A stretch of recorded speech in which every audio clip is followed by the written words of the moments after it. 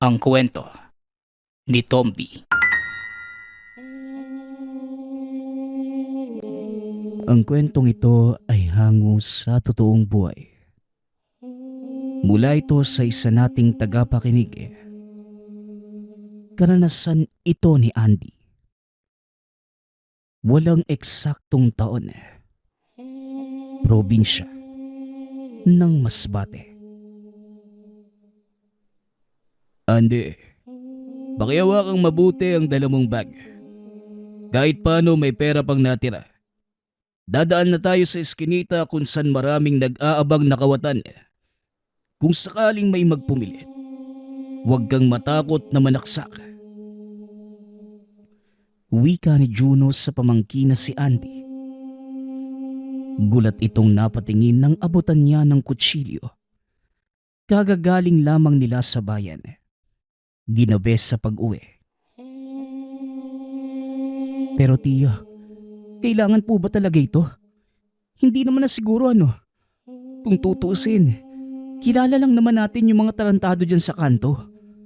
Kahit na may takip sa muka, halata pa rin mga tambay eh.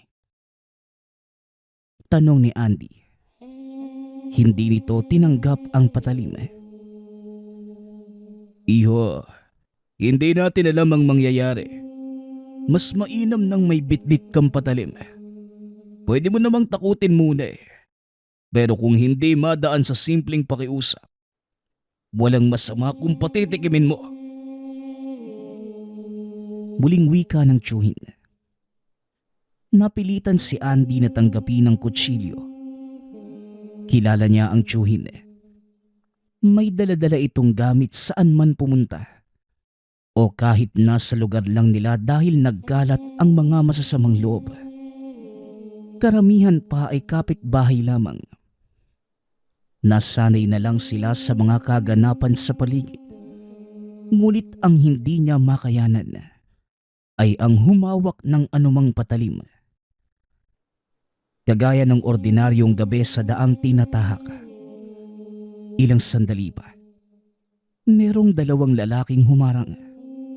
May dalang patalim ang mga ito na kagad itinuon sa kanila.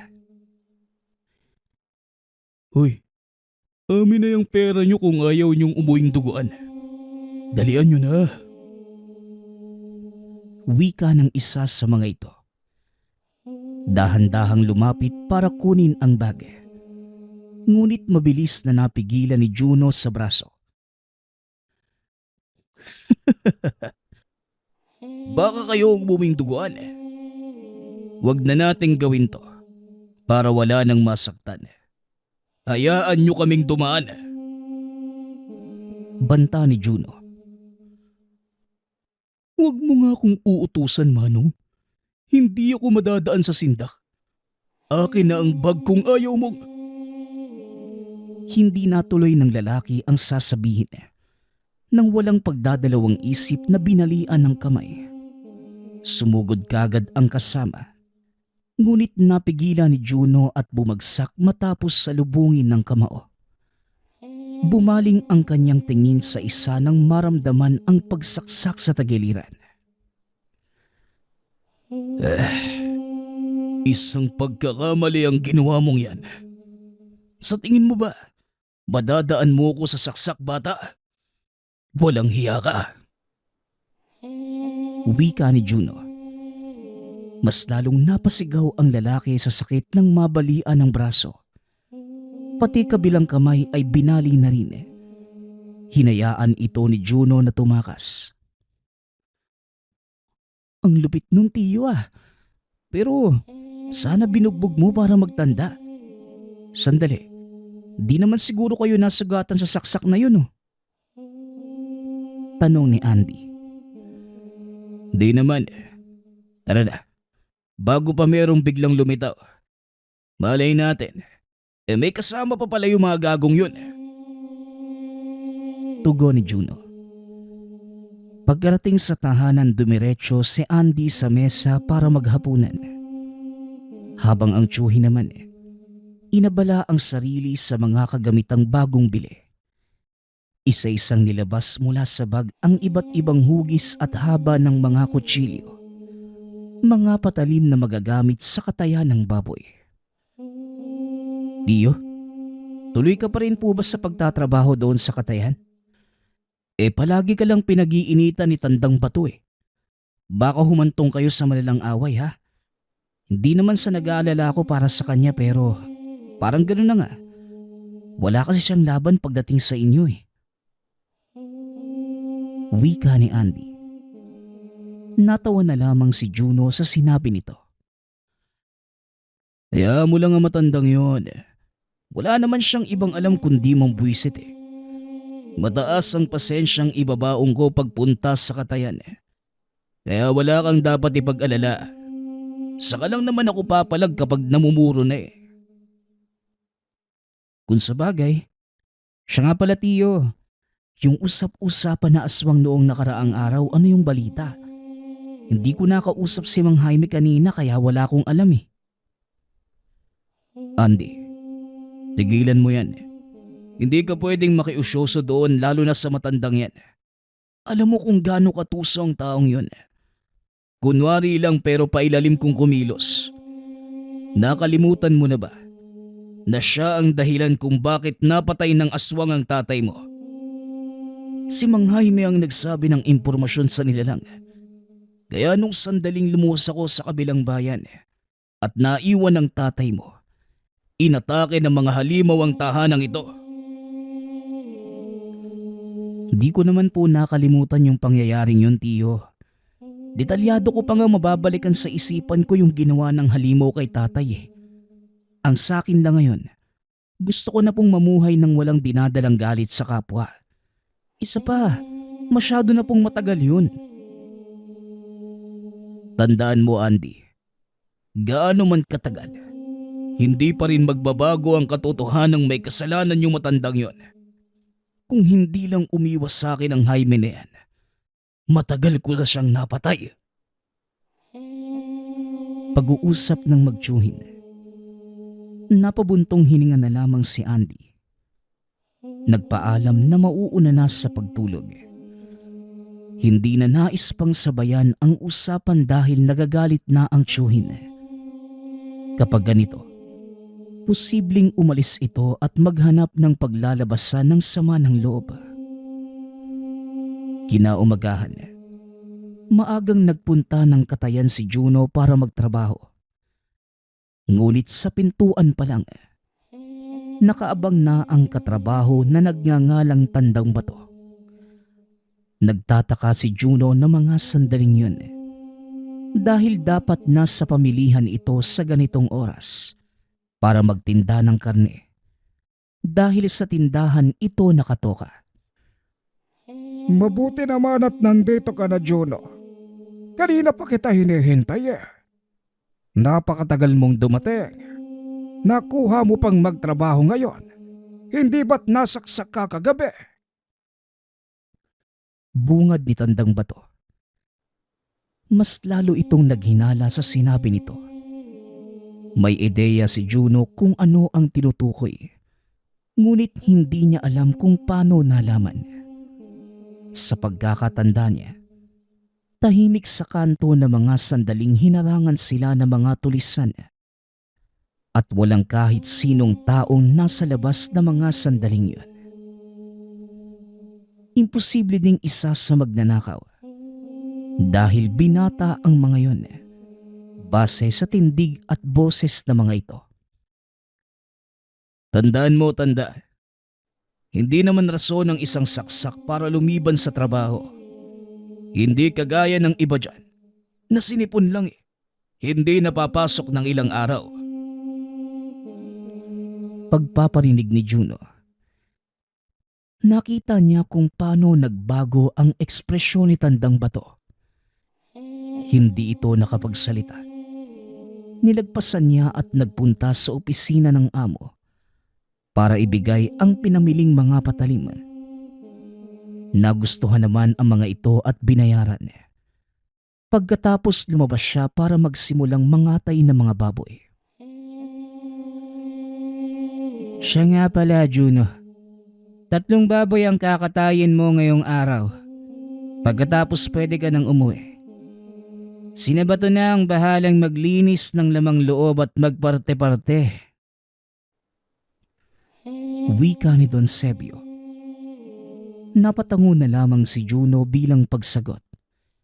Inatupag na rin ang trabaho pagkaalis ng amo. Ilang oras ang lumipas natapos na siya sa mga gawain. Uuwi na sana ng tahanan.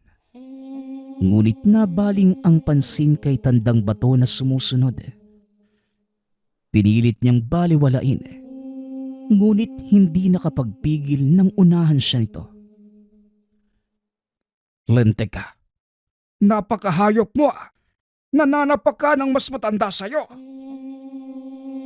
Sigaw ni Tandang Bato. Pagkatapos matamaan ng kamao sa muka. Hawak-hawak nito ang dugo ang ilong. Hoy tanda, hindi naman kita masasapa kung hindi mo ako inunahan. Tandaan mo ba to? Ikaw ang nauna at gumanti lang ako. Tugon ni Juno. Sige lang, Juno. Darating din ang panahon na makakaganti ako sa'yo. Magpakasaya ka muna sa ngayon. Dahil malapit mo nang matikman ang ganti ko. Banta ni Tandang Bato. Napangiti ito ng nakakaloko. Dumura sa harapan niya at saka lumakad paalis. Saktong lumihis ito ng daan at dumating naman si Don Sebio. Juno, alam kong magkagalit kayong dalawa ni Bato. Pero mas mabuting umiwas ka na lang. Hindi ko alam kung paano ito sasabihin pero basta wag ka nang lumapit sa taong yon. Naghihintay rin ako ng tamang tiyempo para matanggal ang matandang yon sa katayan. Babala ni Don Sebio. Seryosong napatitig si Juno sa amo. Ngayon lamang niya ito nakitang nanginginig habang nagsasalita. Bakas na bakas ang takot sa boses. Sa pagkakaalam niya, maayos naman ang ugnayan ng mga ito. Amo, bakit naman po? Mabuti naman ang relasyon niyo ni Bato. Bakit ngayon nagsasabi ka ng ganyan na para bang may mabigat kang dahilan Tanong ni Juno. Napabuntong hininga si Don Sebio. Sinigurado na walang ibang makakarinig sa pag-uusapan nilang dalawa. Narinig ko ang pag-uusap ni Bato at ng isang taong hindi pangkaraniwan. Binanggit ang pangalan mo. Ikaw ang pinag-uusapan nilang dalawa. Kung hindi ako nagkakamali, susugurin ka ng taong yon sa utos ni Bato. Juno, alam kong matapang kang tao, pero ang nakausap niya, hindi basta-basta madadaan sa lakas ng kamao. Mag-iingat ka. Muling babala ng amo. Kung ganon, pinagpaplanuhan pala ako ni Bato. Siya nga pala amo. Paano niyo nasabing hindi pangkaraniwan yung taong kinausap niya?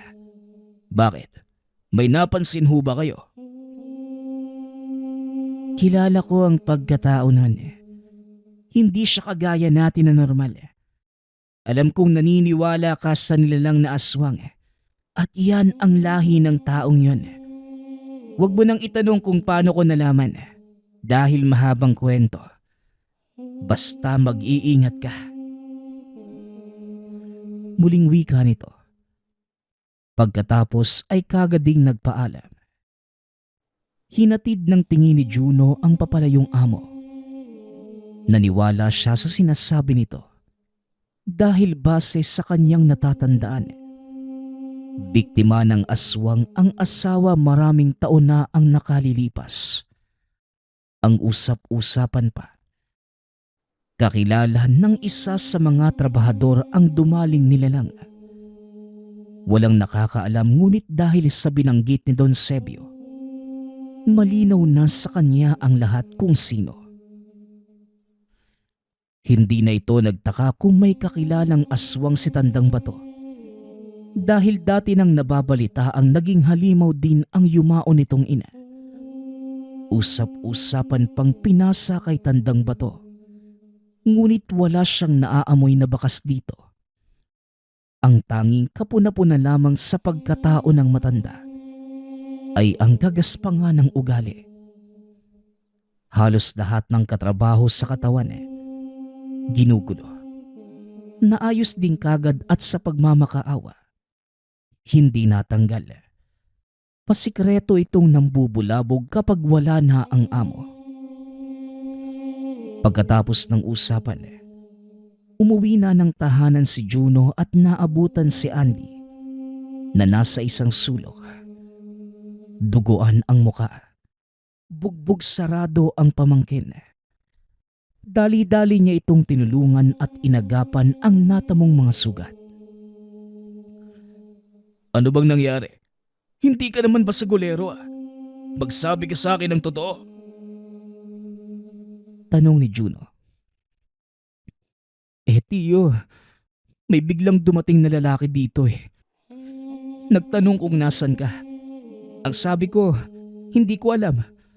Sa datingan niya palang parang may masama nang gagawin sa inyo eh. Kaya hindi ako nagsalita pero ito na nga. Binugbog pa naman ako. Nagbabasag. May hinahanap siya. Nagtatanong kung meron ka bang anting-anting o gamit laban sa aswang. Tugon ni Andy. Dahil sa narinig, nagkaroon ng ideya si Gino kung sino ang lalaking yun. Kanina lamang ito ang napag-usapan nila ni Don Sebio. Ngunit napaisip kung bakit maaga sumadya sa kanyang tahanan. Noong mga oras na wala pa siya roon. Tinanong niya muli si Andy kung namukaan ba. Kaso nga lang, ito pa lang din ang unang beses na nakita at hindi nakilala. Napabuntong hininga na lamang siya.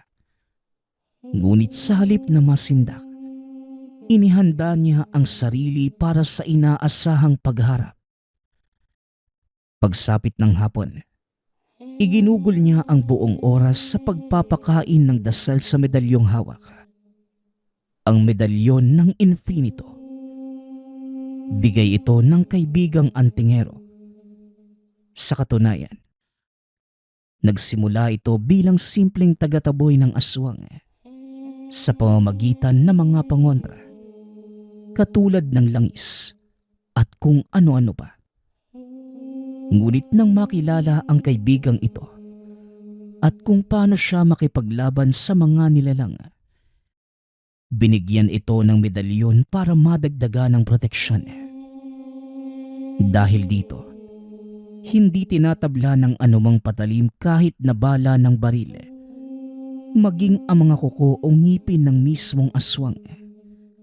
Sa pamamagitan din ito, mas napabilis ang pamumuksa. Labis ang pag-iingat sa gamit at hindi kinalimutang alagaan. Dahil din sa hilig sa patalim, may ibinigay pa ang kaibigang antingero. Binigyan siya nito ng isang sandata, isang karit na baliktaran ang talim. Ayon pa sa kaibigan, gawa pa ito sa metal na nakonsagra ng mga babaylan noong una pang mga panahon. Dagdag pa ng kaibigan, makakatulong ito sa kanya sa tuwing wala siya sa lugar. Balik tayo sa kwento. Kinagabihan, ipinatawag si Juno ni Don Sebio dahil merong biglaang trabaho. Ang alkalde ng bayan nagpakatay ng ilang baboy para sa gaganaping salo-salo sa susunod na araw. Siya lang ang mabilis na matatawag dahil malapit lamang ang tahanan sa Katayan. Isinama na rin niya si Andy. Nangangamba na baka mapahamak muli. Pasensya ka na kung ikaw ang magtatrabaho ngayon. Ang totoo niyan, sinadya ko talaga kasi malinis kang magtrabaho. Pagkatapos naman ito, pwede ka nang umuwi at hindi mo na kailangang pumasok bukas. Kumbaga, ito na ang ipantatapal natin. Wika ni Don Sebio. Napatango si Juno ngunit may ibang napansin. Nanginginig ng husto ang amo. Halatang takot na takot. Hindi rin ito lumalapit sa pinto o sa bintana. Hindi pa mapakali at nagugulat sa tuwing makakarinig ng kahit may hinang ingay. Boss, parang hindi yata normal yung ikinikilos nyo ngayon eh. May problema po ba? Tanong ni Juno. Hindi na napigilan dahil sa pagtataka. Sumagot namang kagad ang amo. Lumapit sa kanya para bumulong. Juno, habang nagmamaneho ako papunta dito, karga yung mga baboy. May sumusunod sa akin. Hindi ko man malinaw na nakita. Pero alam kong aswang yan. Malakas ang amoy. Kinikilabutan ako. Tatapatin na kita. Ikaw ang tinawag ko dahil alam kong marunong kang makipaglaban sa ganong klaseng nilalang. Pasensya ka na. At para malaman mo, nasundan ako hanggang dito. Napansin ko pa yung kanina at kamunti kang makapasok. Pagpapaliwanag ng amo, napahigpit ang hawak ni Juno sa patalim. At sakto naman na mga sandaling yun, dala niya ang pinakatago-tagong sandata. Ang karit na may baliktarang talim. Nakasukbit lamang ito sa kanyang likuran. Napatango na lamang si Juno. Bumalik naman sa pagkakaupo si Don Sebio. Nagpatuloy ito sa pagkatay ng baboy. Ngunit sa kabilang banda naman, matalas ang pandinig at pandama para sa senyales ng aswang. At pagkalipas ng ilang oras, saktong natapos na ang trabaho, naramdaman niya ang presensya nito. At para makasigurado, sinadyang maghagis ng lamang loob sa labas. Hinihintay kung ano ang mangyayari. Hindi nagtagal. Kumagat rin sa pain ang nilalang. Dito lang kayo. Tatrabahuhin ko lang yung mga aswang na yun. Huwag kayong mag-alala. Dala ko ang pinakatago-tago kong sandata. Alam kong kaya ko silang pataying lahat. Pero Andy, Don Sebio, maging alisto lang po kayo at huwag kayong masyadong matakot. Bili ni Juno sa dalawa bago tuluyang lumabas. Tinangay ng aswang ang lamang loob. Dinala sa damuhan at doon sinunggaban. Dahan-dahang kumilo si Juno ngunit bago pa man makalapit, lumingon na ito. Nang mapansin ang tangang medalyon, sinubukan pa nitong tumakas. Subalit madali lamang itong naabutan ni Juno. Walang tatakas kapag ako na ang kalaban. Naglakas loob kang pumarito sa lugar namin. Kaya dapat lang handa kang tapatan ako. Huwag mong subukang makawala dahil yan ang pinakaayaw ko. Wika ni Juno.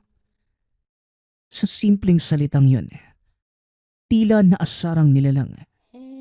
Kagad nitong ginamit ang kakayahan. Bigla itong naglaho. Nagulat naman si Juno sa kilos na ito. Dahil sa tanang buhay na engkwentro sa iba't ibang aswang, ngayon pa lamang nakakita ng ganito na nawala mismo sa isang kurap. Namalaya na lamang niya na nasa likuran na. Sinunggaban siya nito at kinagat sa leeg. Mariin pang nakahawak sa kanyang muka. Nararamdaman ang matutulis nitong kuko. Ngunit makikita sa mukha nito na hindi siya nababahala. Dahil alam niya na wala itong matatamong sugat kahit anong gawin ito. Nakawala si Juno sa aswang. Ngunit tumilapon din pagkatapos matamaan ng suntok. Kagad namang bumangon. Ngunit siya ngayon ang naasar sa muli nitong paglalaho. Paglingon niya, sumalubong ang sunod-sunod na pagkalmot. Napapaatras na lamang muna dahil sa bilis ng kilos. Ngunit nang makabawi, siya naman ang umatake. Dahan-dahan itong tinanggal ang benda ng sandata. Unti-unting nakikita ng nilalang ang karit na may 2 patalim. Matapos yon ay mabilis na umatake si Juno. Nahirapan sa pagdepensa ang nilalang. Subalit kahit na ilang beses matamaan ng patalim, nanatili pa ring malakas ang nilalang. Ni hindi nakitaan ng panghihina. Hiningal si Juno. Pansamantalang tumigil sa pag-atake. Tinitigang mabuti ang aswang. Sinalubong naman ito ang kanyang pagtingin. Malakas ka.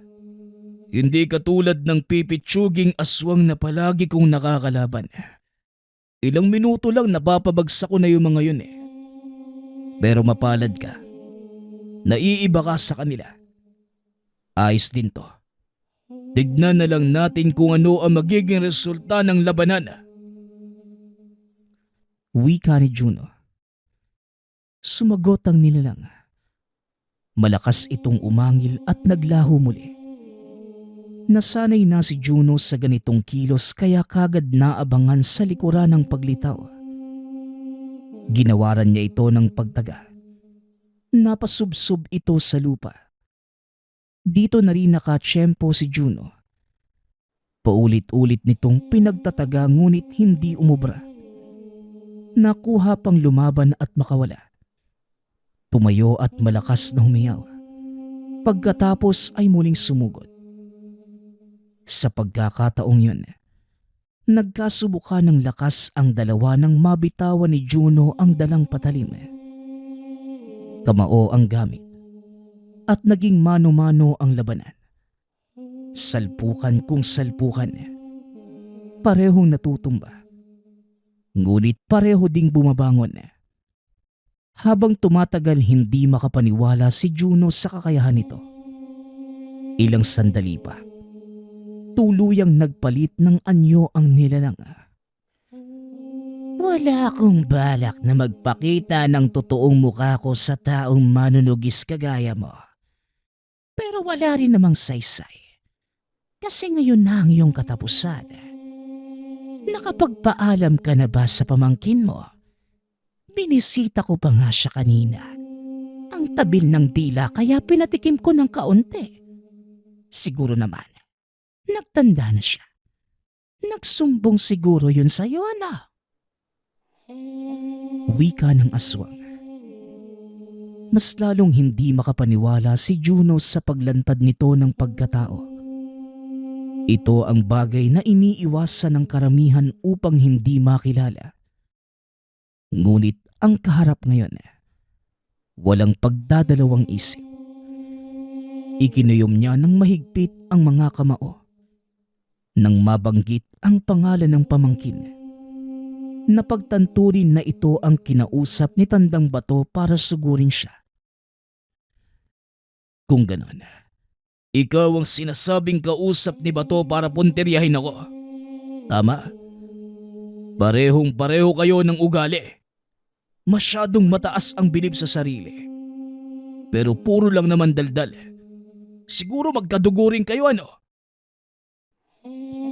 Wika ni Juno.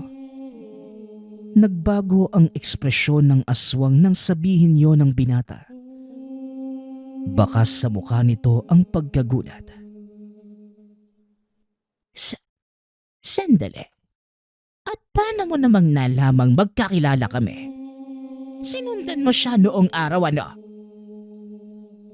Tanong ng aswang. Natawa si Juno. Hindi inaasahan nakakabahan ito sa sandaling banggitin ang bagay na yon. Nalalaman ko ang mga bagay-bagay kahit hindi sinusundan ng tao. Ano? Natatakot ka na ba? Baka gusto mong malaman ang iba pang detalye. Alam mo bang tinatraidor ka ni Bato? Kasi hindi naman talaga para sa akin ang pagtutuos nating ito, kundi para sa'yo. Ano? Anong pinagsasasabi mong hayop ka? Hindi mo ako madadaan sa panlilinlang. Wika ng aswang. Ngunit mababakas sa kilos at boses ang pagiging kabado. Walang ideya si Juno kung ano ang rason, ngunit may naisip na paraan. Ang kahinaang ito ang magsisilbing sandata upang mabaliktad ang sitwasyon. Ipapaliwanag ko sa simpleng salita para maintindihan mo. Makinig kang mabuti sa akin, aswang. Kung kinausap ka ni Bato para patayin ako, ganon din siya sa akin. Inutusan niya akong tugising ka. Tinatraidor ka ng lokong matandang yun. Wika ni Juno. Hindi niya maintindihan kung paano naging mahina ang isipan nito kumpara sa tinataglay na lakas. Madaling nalason kaya't kagad na manipula. Naniwala ito sa sinabi niya. Walang pagdadalawang isip na pinuntahan si Tandang Bato sa tahanan nito. Sinundan ito ni Juno dahil para hindi makawala. Naroon si Juno sa hindi kalayuan. Pinapanood ang tagpo kung saan kinumpronta ng aswang ang matanda. Galit na galit ang nilalang at nagsimula ng atakihin si Tandang Bato. At hindi nagtagal. Nalagutan ito ng hininga. Hindi pumasok sa isipan ang bagay na yon. Ang tanging inakala ay sasaktan lamang. Humandusay ang katawan ni Tandang Bato. Wakwak ang tiyan. Maraming kalmot sa muka't dibdib. Pagkalabas ng aswang, kagad niya itong hinarang bago makaalis. Pinatay mo siya? Alam mo ba yun? Wala sa usapan na patayin mo. Wika ni Juno. Tanga ka ba? Sa tingin mo ba nakikipagkuntsaba ako sa'yo? Labas ka sa kung anong ginawa ko sa matandang yon. Huwag kang umarte na parang may pakialam ka. Dahil sa pagkakaalam ko, magmula pa noon pinipeste na niya ang buhay mo. Maging masaya ka na lang. Nawala na siya. Tugon ng nilalang. Sige, pero hindi ibig sabihin yan. Tapos na rin ang pagtutuos natin. Siya nga pala, ang babaw pala ng utak mo, no? Ang dali mong nauto. Wika ni Juno. Sa sinabing yun ng binata, nasagad ang pasensya ng nilalang. Kagad itong nakapagpalit ng anyo. Sa kabiglang muling naglaho. Sinalubong niya sa likod at sa puntong ito nagpatuloy ang engkwentro. Dinala ni Juno sa malayo ang aswang upang doon magtuos. Isa din itong paraan para hindi makita ng kung sino na naroon siya ng sandaling sinalakay si Tandang Bato. Sa kabilang banda naman, nakikitaan na ng kahinaan ang nilalang. Nag-aapoy ito sa galit at basta-basta na lamang umaatake.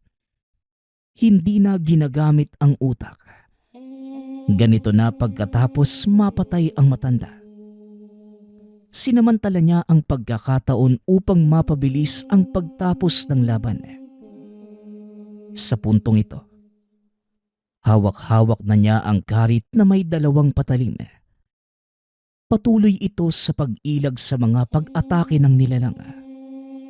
At nang muli itong maglaho at sumulpot sa kanyang likuran, winasiwas niya ang karit. Naputol ang leeg ng nilalang. Nagulat pa ito. Dahan-dahang bumagsak ang katawan. Patuloy lamang siya sa pagwasiwas ng karit hanggang sa tuluyan na itong nawala ng buhay. Nakahinga si Juno pagkatapos. Ngunit nang hina nang maalala si Tandang Bato. Kung tutuusin, meron itong kasalanan sa kamatayan nito. Napahawak na lamang siya sa kanyang muka. At nang mahimasmasan, ginawa ng paraan para mailigpit ang bangkay ng nilalang. Makalipas ang ilang oras, bumalik ito ng katayan at binalita ang nangyari sa amo. Ngunit hindi kabilang ang kinahinatnan ni Tandang Bato. Dumiretso na rin sa pag-uwi kasama ang pamangkin. Tiyo, may problema po ba? Kagabi pa kayo tahimik ka. Magmula nung bumalik kayo pagkatapos ng pagtugis. May nangyari po bang masama? Para mag-alala kayo ng ganyan? Tanong ni Andy. Wala naman. May iniisip lang. Siya nga pala, Andy. Maingay yung mga tao sa labas. Meron bang naganap na kaguluhan? Pag-iiba niya ng usapan. Tiyo, si Tandang Bato po kasi. Natagpo ang patay sa mismo nitong tahanan. Wakwak yung tiyan eh. Tapos maraming sugat sa mukha at dibdib. Hindi na nga halos mamukaan eh. Ayun, nagkagulo sila sa kakaisip kung sino ang posibleng salarin. Pero alam mo tiyo, nagpapasalamat ako na nangyari sa kanya yung bagay na yun. Kasi ubot ng sama yung matandang yun eh. Siningil na siguro sa lahat ng kasalanan niya. Kinaraman na. Wika ni Andy. Napabuntong hininga na lamang si Juno. Nakokonsensya sa ginawa. Ang nais lang naman niya na mga sandaling yun. Subukan ang kahinaan ng aswang ngunit humantong sa pangyayaring hindi inaasahan. Subalit sa kabilang banda naman, nabunutan din ng tinik sa kadahilanan. Wala nang manggugulo sa kanya araw-araw o kahit sa iba pang taong pinagkakaisahan si Tandang Bato. Para gumaan ang pakiramdam, nanalangin ito at humingi ng kapatawaran sa Diyos Ama at sa kaluluwa ng yumao. Kahit sinisisi pa rin niya ang sarili sa nangyari, hindi ito naging hadlang para huminto sa pamumuksa ng mga nilalang. Sa halip, ginawa niyang aral at iba yung pag-iingat ang ginagawa kapag nakikipag-usap sa kakalabaning aswang para hindi na muling maulit pa ang nakaraang pagkakamali. Ang susunod nating kwento ay mula sa isa nating tagapakinig. Taong 1974, probinsya ng Bicol. Usap-usapan sa bayan ni Ringo ang isang napakagandang babae na nais mapang-asawa ng mga binata sa lugar. Kaya naman nalungkot ang mga kalalakihan nang marinig na meron na itong napang-asawa.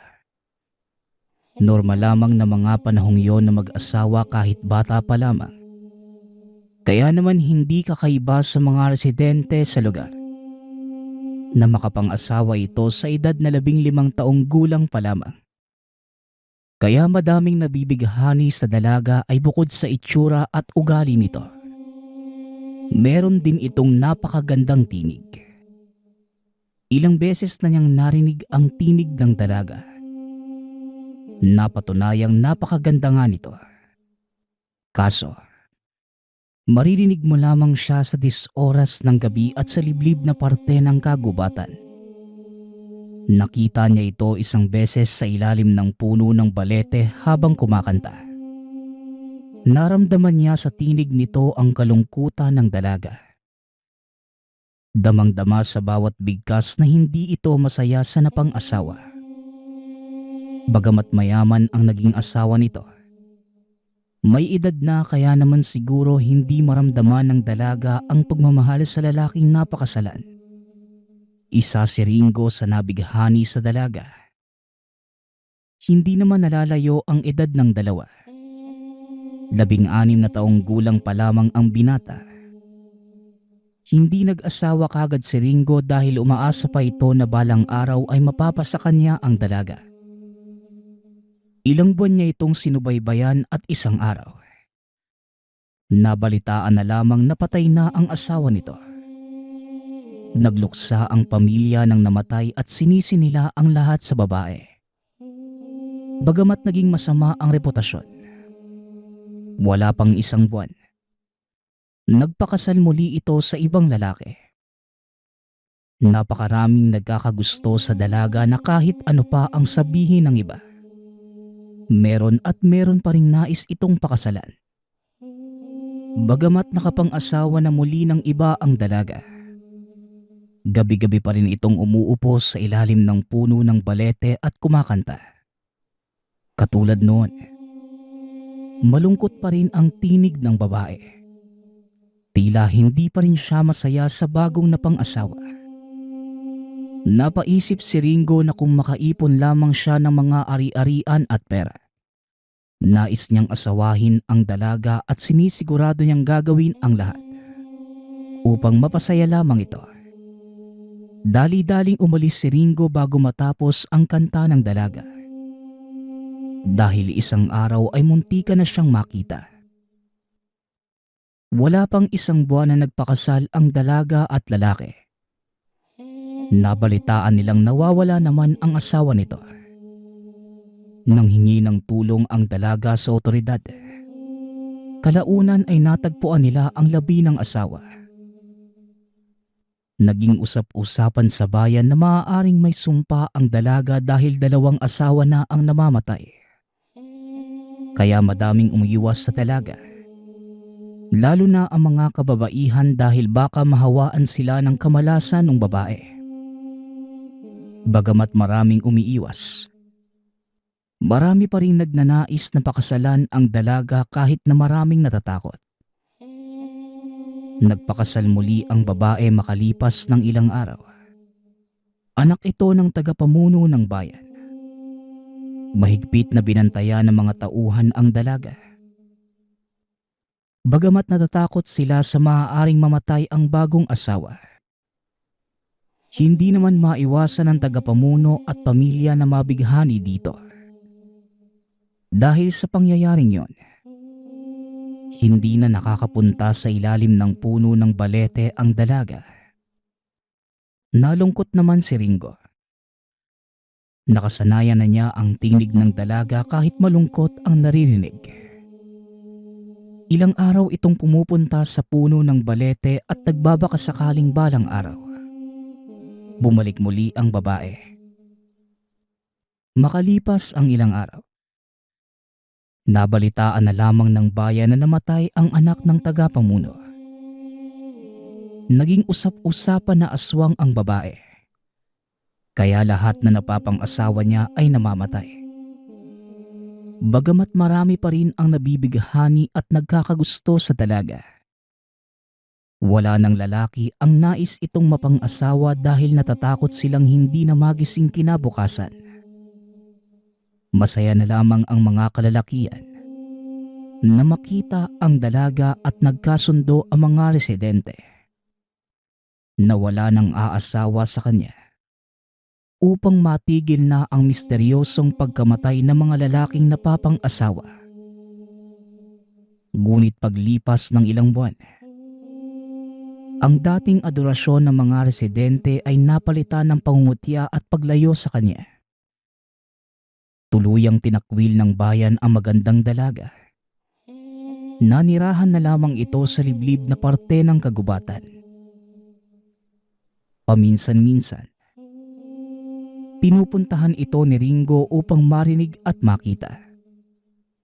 Masaya na siya sa kung ano ang nararamdaman niya sa dalaga. Ngunit isang araw, binalita sa kanya ng mga magulang na ikakasal siya sa kanilang kapitbahay.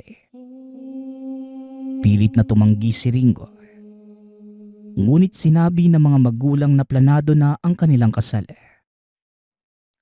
Gabi bago ang araw ng kasal, Pumunta si Ringo sa bahay ng dalaga upang ipagtapat ang nararamdaman. Ayaw niyang lokohin ang sarili dahil masasaktan lamang niya ang mapapakasalan. Ang babaeng ito lamang ang tinitibok ng kanyang puso.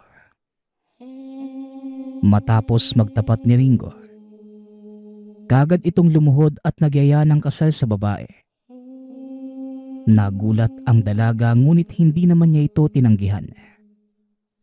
Napakasaya ng binata dahil napagbigyan siya kahit hindi pa lubusang magkakilala.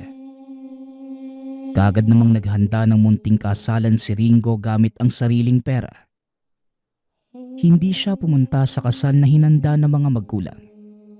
Bagkus, nagpakasal ito sa babaeng matagal nang iniibig. Bagamat ilang beses na siyang sinabihan at binalaan ng mga kakilala, hindi niya pinakinggan ang mga ito. Dahil sa sobrang pagkabighani sa dalagang papakasalan. Pagsapit ng gabi, silang mag-asawa na lamang ang magkasama. Hindi man maintindihan ni Ringo, tila nag-iba ang kilos ng asawa. Hindi na ito masyadong tumitingin sa kanya. Marahan itong nagtatanggal ng kasuotan. Nasasabik man, ngunit kinakabahan si Ringo. Iba ang alinsangan ng paligid. Pagkaharap ng asawa sa kanya, purong itim na lamang ang mga mata nito. Hindi na nagdalawang isip si Ringo na tumalon sa bintana. Nasaktan man ang binata. Hindi na ito pinansin pa at kumaripas ng takbo. Kaso nga lang, nakakarinig siya ng mga kaluskos sa itaas ng mga puno. Ilang sandali pa, biglang may dumagan kay Ringo at tuluyang natumba. Teka, sandali lang. Hindi naman ako yung kailangan mong kainin eh. Alam kong merong kakaiba sa'yo. Kaya namatay ang mga nakakasama mo. Hayaan mong tulungan kita. Tutulungan kitang makahanap ng pagkain mo. Basta, magsama lang tayong dalawa. Napatigil ang nilalang nang marinig ito mula sa asawa. Dahil yun pa lamang ang kauna-unahang pagkakataon na may lalaking handang mag-alay sa kanya. Papakawalan na sana siya ng dalaga at yayakapin si Ringo. Makikita naman sa mga mata nito na sumaya ang dalaga. Ngunit naudlot ang lahat noong biglang napasigaw ang nilalang. Dali-dali itong lumipad at hahabulin pa sana ni Ringo. Ngunit kagad siyang pinigilan ng isang babae. Ito pala ang kapitbahay na ipapakasal sa kanya ng araw na yon. Hinalughog niya ang buong gubat upang hanapin ang babae. Tinulungan siya ng kapitbahay upang masiguradong napaslang na ang nilalang. Makalipas ang ilang oras, natagpuan na nila ang bangkay ng dalaga. Hindi makakibo o makapagsalita si Ringo.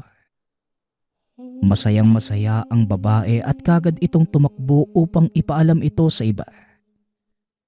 Naiwan si Ringo at niyakap niya ang labi ng babaeng minamahal.